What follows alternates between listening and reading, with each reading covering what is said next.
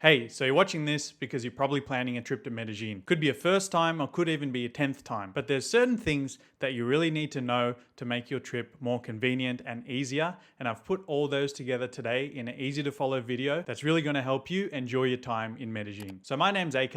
I've been living in Medellin, Colombia since 2021. And the goal of this channel is to give you real educated information about visiting and living in Medellin, Colombia. So in today's video, I'm going to be covering 5 things that I think you really should know. And these are really things that I need to know as well in any country that I visit. Whether you're visiting or you're planning to move here, you're going to find all of these things extremely useful. So with that said, let's get into point number 1. Point number 1 is very important, and I see this question asked a lot. How do I get from the airport to the city of Medellin? If you don't know already, the airport lies about 45 minutes from the main tourist area of Medellin. So how do you get from the airport to these places? Well, there's 2 options. Well, actually more than 2 options, but I haven't put in all the options because I'm trying to make it convenient and easy for you, right? The first one, if you come out of international arrivals on the first floor, you walk straight out and you see a row of white taxis. They're completely safe. You'll pay about 80 or 90,000 pesos, which is more or less 20 bucks. And they'll take you to the city. You can also pay card, so you don't have to worry about taking money out or bringing cash or anything like that. That's the easiest option, but if you don't want to take that, you're a bit worried about taking a taxi in a foreign country, then try Uber. Uber is a little bit more complicated. The fact of the matter is that Uber is not completely legal, nor is it illegal here in Colombia.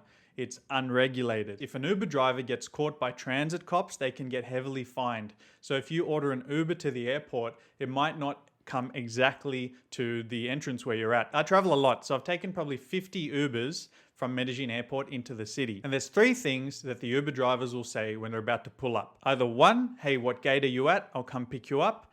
2, hey, I can't come to the first floor because there's transit police. You have to come up to the 2nd floor and I'll meet you there. And 3, this has only happened to me once, but I just want to warn you in case it does happen to you.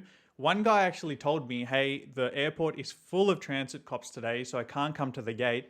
You'll actually have to walk out and meet me in the car park. You can already see that this is a little bit more complicated, although I've never ever had any issues with it. Maybe if you had a long flight or it's your first time in the country, you don't really want to deal with these kind of issues, you just want to get out of there, then use the white taxi. If you want to see more on this and actually a video of me going from Medellin Airport into the city, I made a video about this. Check the link in the description and you can watch my whole journey and some other tips about getting to the city. So point 1 is done, and now you know how to go from the airport to the city of Medellin. Let's stick on the topic of transport. So many people also ask, how do I get around the city of Medellin?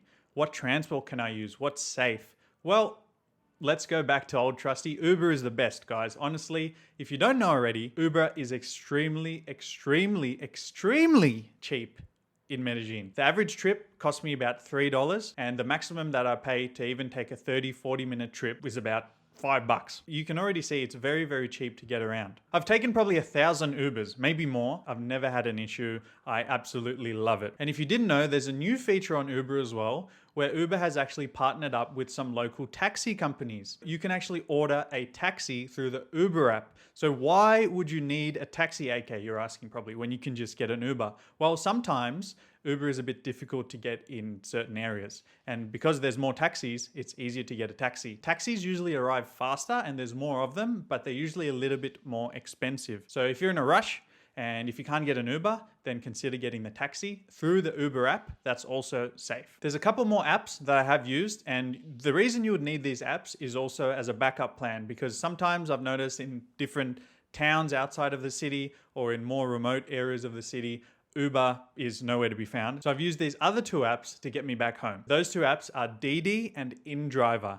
Didi basically works the same as Uber. I don't really see any differences. And InDriver is actually a very cool and interesting concept that I never saw before I got here to Medellin. Do you remember when you used to buy stuff on eBay and you used to do bidding? So something was 99 cents and you're like $1, $2, $3. Well, it's exactly like that. So you say like, I want to go from Poblado to Laureles, which are 2 neighborhoods in Medellin. Well, what you do is you put in a price that you want to pay. So you'll say like 10,000 pesos. And then all the drivers will start bidding for your ride. So they'll say 10, 11, 12, whatever. And alongside those bids, it'll also show how far away they are. So depending on what's important to you, price or time, then you can pick the best one for you. The only problem I've had with this is that you have to pay cash. They don't take card. So beware of that and always have cash on you. And also, disclaimer, some people, including locals, have told me they don't use InDriver because it's not as safe. I have used it. I haven't had any issues, but that's not to say that you should use it as well. I only use it as a backup plan in case nothing else is working.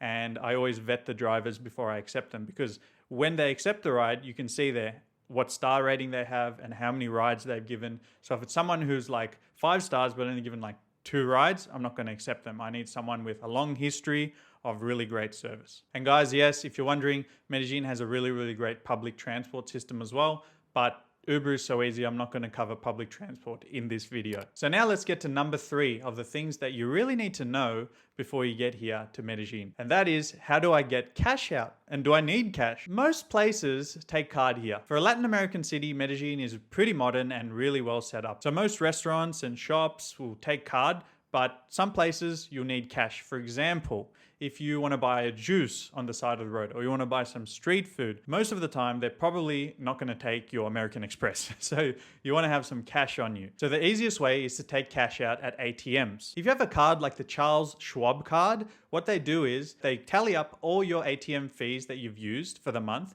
and they automatically reimburse it to you at the end of the month. So it's really, really easy, and that's probably the best travel card for ATM use that I've seen anywhere in the world. Some tips about using ATMs in Medellin: don't just use a dodgy ATM that's in some alley and no lights, because it can be dangerous, right? Go to a centro comercial, which is a shopping center, and take it out there where there's people around, where you're unlikely to get robbed in the shopping center. And by the way, a secret tip about using ATMs is that the last screen is going to prompt you, do you accept the conversion fee provided by this ATM? You want to hit decline, because if you hit accept, the bank is going to mark up about 6 or 7% on top of what you're already paying and keep that money. It's kind of a little scam that nobody knows about. So hit decline, and then it will revert to the rate that your card is giving you, which is usually the mid-market or fair exchange rate. Anyway, now that we're done with ATMs, the easiest way to get cash out in Medellin, now let's go and talk about Casa de Cambios, or exchange houses. So you can bring your money from whichever country you're from,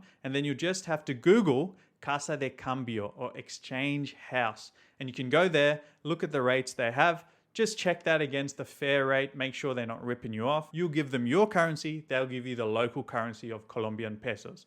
Very easy. The third way of getting cash out is maybe something that you've never used before, but I've used in many areas because I don't have a debit card actually. What happened is I left Australia 5 years ago, and then my debit card expired. It's kind of complicated to get another one, so I just never got one. And now I use my credit card to get money out, but that's what I'm going to talk about next. But firstly, let's talk about Western Union. Western Union, I thought, was a really old way of doing money that my parents used to send internationally and things like that, but it still works and it's really, really good. And how this works is you just go online, you go to Western Union, you create an account, and then you can send money. So you send money from, for example, AK Joel in Australia to AK Joel in Colombia. You send money to yourself, they give you a really, really good rate, and I think they only charge you about 5% as a markup, which is pretty good, especially if you need the money in a hurry, because you can get money the same day. So if you transfer money at like 10 a.m., you could even get it at 11 a.m. So immediate money transfer. Really, really good, very fast. I recommend it. Very safe too. And this is the final way of getting cash out, which basically nobody knows about. And that is getting cash out with your credit card, right? Sounds crazy, but it's great and it's completely safe. But I'm going to discuss that a little bit later on in the video and you'll see why. By the way, if you're enjoying this video, just make sure you give it a like, because that signals to YouTube that this video is valuable and therefore it pushes it to more people just like you. Now let's talk about another thing that everybody should have when they come to a foreign country is a local SIM card. It just makes things so much easier, especially for things like using Google Maps and texting local contacts. I think it's almost a must for you if you come to the city. So there's a couple of tricky steps about setting up a SIM card in Colombia. I'm going to walk you through those right now. So I'm not sure about how to set up a SIM card with every single provider in Colombia. I just know how to set up the one that I've been using, which is Claro. I pay only 31,000 pesos, which is about $8, and I get 30 gigabytes of data on my mobile, which is plenty, more than enough. I've never ever used it. The plan is prepaid, so you'll just have to top it up and then when it runs out in a month, you have to top it up again. And you can do that very easily with your credit card on your mobile phone. But first, you have to get the card set up. So you'll need to go to a Claro shop. You can just search in Google Maps, Claro. There's one in basically every shopping center.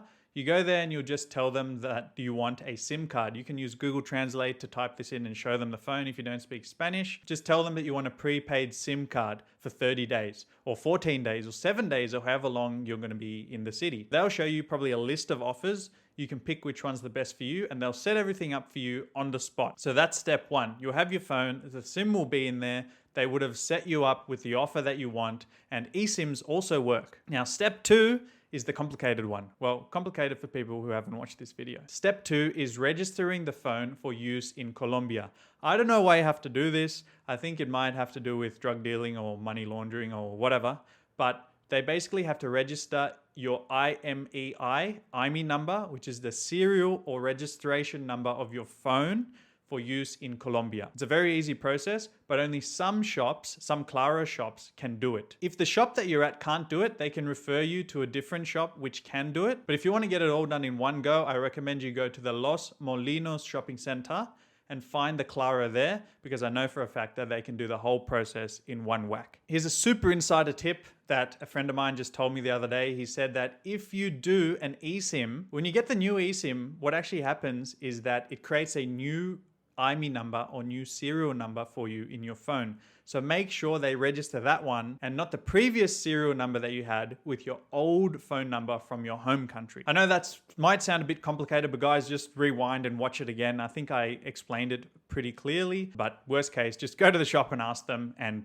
they'll figure it out for you. So that brings us to point number 5, the final tip that you need to know to make your trip to Medellin, Colombia that much easier and more convenient. But before we get to that, I just want to let you know about an awesome new ebook that I've just released. It's completely free. It's called The Perfect Week in Medellin. So I put this together from my own experiences, I've got my own personal photos in there, my own personal contacts, my own personal tips. So if you're visiting Medellin and you want a great guide of things to do, food to eat, and sights to see, then grab this ebook. It's just at the link here, akjoel.com/ebook. And as I said, it's completely free. So go ahead, download it and enjoy. Now let's get to point number 5. Even if you're living in Colombia, if you don't know about this, you have been missing out. This is one of my favorite things about living here. It's an app called Rappy. The best description that I can give you, it's like Uber Eats on steroids. A lot of steroids. It's Arnold Schwarzenegger Uber Eats. So here are a few things that you can order from Rappy.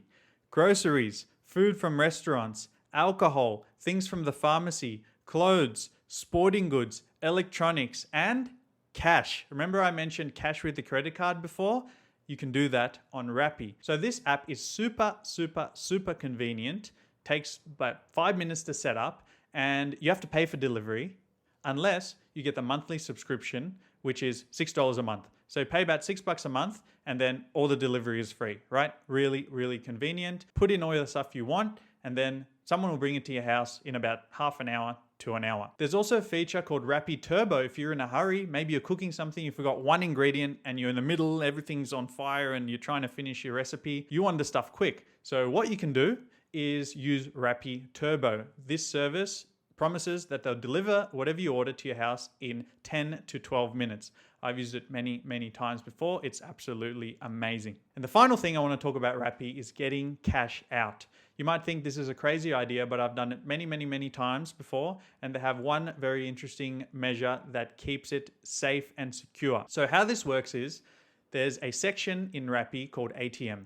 You go to this section and you can withdraw money or request money, right? So the maximum, I believe, is 400,000 pesos, which is about $100 US. You put in an order with Rappy, they charge your credit card as a purchase, so you don't have to pay credit card fees either. I think it's called a cash advance fee. You don't have to pay that, which you usually do if you're taking out money with the credit card. So they charge it as a transaction. Someone goes to an ATM, withdraws the money for you, and then comes to your apartment and drops it off.